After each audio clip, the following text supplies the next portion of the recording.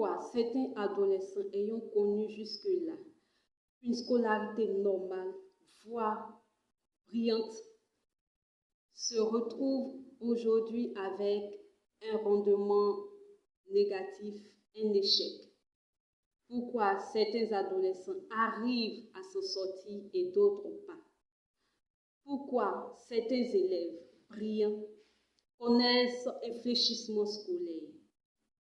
Bienvenue à ce moment de partage, de conseils et d'orientation. Je suis Dr Mackenzie et comme vous avez pu le deviner, notre thème d'aujourd'hui concerne l'adolescent et la scolarité.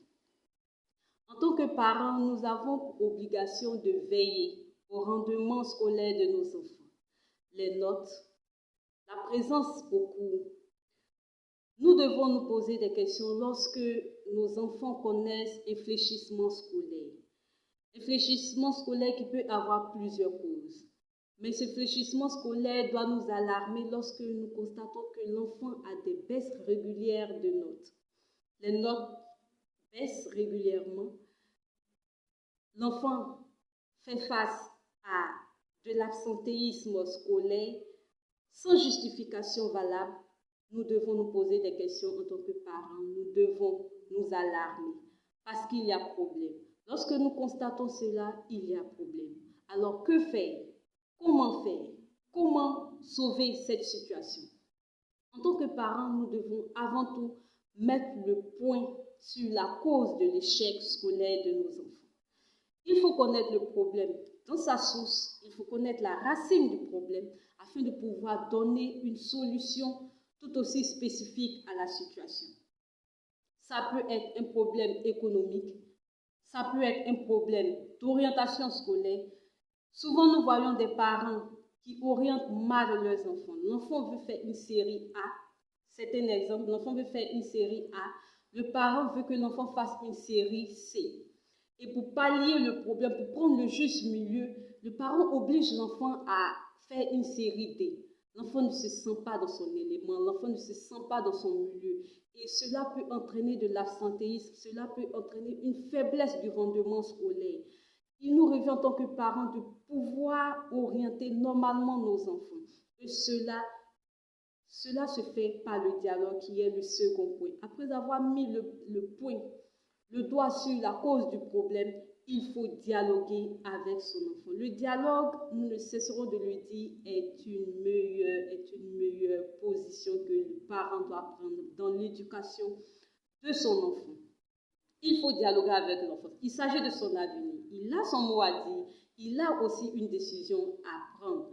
C'est vrai que l'autorité revient aux parents, mais le parent doit comprendre que ce n'est pas une autorité absolue. Il faut dialoguer avec son enfant, lui faire comprendre certaines choses, certaines valeurs. C'est pourquoi nous vous demandons toujours de parler de vos expériences dans les dialogues que vous avez, dans les moments d'échange que vous avez avec vos enfants. Parlez des moments positifs de vos vies, parlez des exemples, des situations, des expériences que vous vivez quotidiennement, que vous avez vécues lorsque vous étiez adolescent, des bons choix que vous avez pris lorsque vous étiez adolescent, afin que l'enfant puisse s'en imprégner. Au troisième point, il faut motiver l'enfant. L'enfant qui connaît un fléchissement scolaire, qui a ses faiblesses dans le rendement scolaire, doit être remotivé. Il faut le motiver. Il faut l'emmener à prendre conscience de ses capacités, de son potentiel. Emmener l'enfant à reprendre goût, à reprendre envie de mieux s'orienter, de mieux s'éduquer, de mieux prendre attache avec tous les éléments qui concernent son éducation scolaire. Vous devrez amener l'enfant à avoir cet engouement, à avoir cette volonté d'apprendre, de réapprendre, d'apprendre davantage et à s'intégrer finalement, à bien s'intégrer dans le cursus scolaire. Orienter l'enfant, le motiver, dialoguer avec lui, mettre le point sur le problème de l'absentéisme, de la baisse des notes.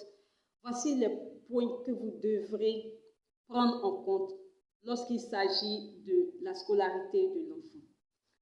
Besoin de conseils, besoin de plus d'informations, n'hésitez pas à nous contacter, à nous parler de vos expériences, à échanger avec nous sur les points que vous ne comprenez pas, avec vos enfants, avec le milieu, avec ce que vos enfants vivent.